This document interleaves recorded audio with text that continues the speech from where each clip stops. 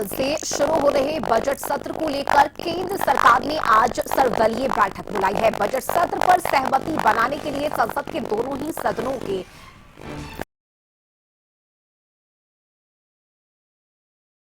सत्र 13 फरवरी तक चलेगा। 1 फरवरी को केंद्रीय वित्त मंत्री निर्मला सीतारमण केंद्रीय बजट पेश करेंगी। तो 13 फरवरी तक बजट सत्र चलना है। 28 जनवरी से इसकी शुरुआत होनी है और ऐसे में देखिए 1 फरवरी को निर्मला सीतारमण बजट पेश करेंगी। उससे पहले केंद्र सरकार ने आज सर्वदलीय बैठक बुलाई है और ज्यादा जानकारी के साथ दिल्ली से संवाददाता अंकित जुड़ चुके हैं फोन लाइन पर। अंकित, देखिए केंद्र सरकार ने बैठक बुलाई है और इस बार का बजट बेहद महत्वपूर्ण होने वाला है।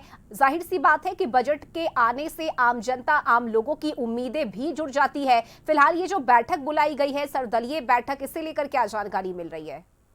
निश्चित तौर पर देखिए कल से शुरू हो रहे बजट सत्र से पहले लेकर सरकार की जो प्रक्रिया होती है कि दोनों सदनों के सदन में फुल लीडर्स की सदन की बैठक का आयोजन किया जाता है। इसमें जो सत्ता पक्ष के लोग हों या विपक्ष के लोग हों, वो कहीं ना कहीं किस तरीके से सदन की कार्रवाई के बाद ऐसे कौन कौन से जनता से जुड़े हुए मुद्दे होंगे, उस पर कहीं ना कहीं चिंतन और मंथन किया जाता है। इस बैठक का आयोजन सदन लोकसभा सदन के अंदर जो एनएससी भवन है, उस भवन में इस बैठक का आयोजन किया गया था। ये बैठक तकरीबन 11:30 बजे शुरू हो गई थी।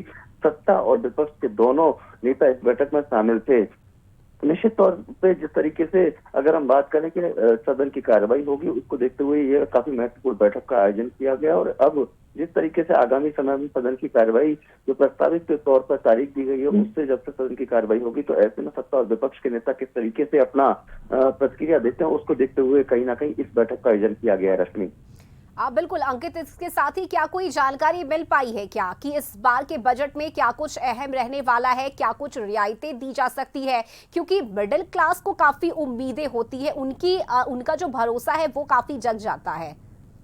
इसमें निश्चित तौर पर देखिए कि इससे पहले भी आपने देखा होगा कि सत्ता पक्ष के लोग लगातार केंद्र सरकार को घेरते हुए नजर आए थे। तमाम ऐसे विभिन्न मुद्दे होते हैं जो तमाम नए नियम बनते हैं, उसको देखते हुए विपक्ष लगातार सरकार को घेरने का काम करता है। इससे पहले भी आपने देखा होगा कि केंद्र सरकार की तरफ से जो किसानों के लिए तमाम योजनाओं की सौगात दी गई, या फिर अगर हम बात करें तो तमाम रोड्स हों, हाईवेज हों या पुल्स हों, विश्वविद्यालय हों, यूनिवर्सिटी हो, मेडिकल कॉलेज हो, केंद्र सरकार की तरफ से तमाम ऐसे महत्वपूर्ण बिंदु होते हैं जिन पर कहीं ना कहीं जनता के दिए गए पैमाने पर सरकार खरा उतरने का काम करती है। इस बार भी जब सदन की कार्रवाई होगी तो तमाम ऐसे महत्वपूर्ण फैसले होंगे जो केंद्र सरकार कहीं ना कहीं भारत की जनता के लिए लेने का काम करेगी। आपने देखा भी होगा किस तरीके से अभी हाल ही में बिहार में विधानसभा का चुनाव हुआ। इससे पहले बिहार की जो तमाम जनता है उसके लिए कितनी बड़ी बड़ी योजनाओं का लोकार्पण शिलान्यास किया गया। तमाम ऐसे हाईवेज हो या फ्लाईओवर्स हो, यूनिवर्सिटीज हो, मेडिकल कॉलेज हो, बिहार की जनता को देने का काम किया। अब आगामी समय बंगाल में चुनाव है, आसाम में चुनाव है, उसको देखते हुए कहीं ना कहीं जब सदन की कार्रवाई होगी तो वहां की जनता के लिए और भारत के तमाम देशवासी हैं उन सभी के लिए कहीं ना कहीं केंद्र सरकार फिर दोबारा कई महत्वपूर्ण बिंदुओं पर अपना फैसला सुना सकती है। अभी हाल ही में आप देख रहे हैं कि जिस तरीके से यूजीसी को लेकर जो तमाम विपक्ष हो या फिर जो तमाम जनरल कास्ट के लोग हैं वो लगातार केंद्र सरकार को घेरने का काम कर रहे हैं। इस पर भी कहीं ना कहीं सरकार की तरफ से इस बार सदन की कार्रवाई के दौरान महत्वपूर्ण चर्चा होने की संभावना है। रश्मि, चलिए ठीक है अंकित, आप बने रहिए हमारे साथ, आगे भी हम आपसे अपडेट लेंगे।